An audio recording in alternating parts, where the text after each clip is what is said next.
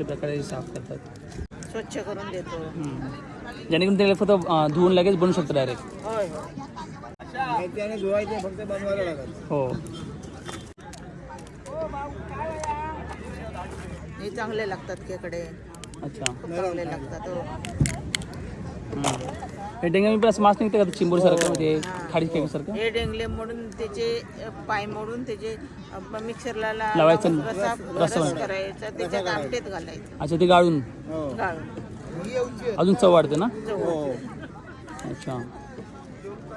एकदा तुम्ही खाऊन बघा, परत परत येणार. मस्त पैकी साफ केलं पूर्ण.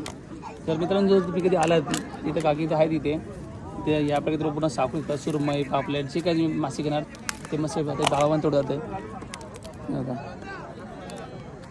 डेंगे तोडले.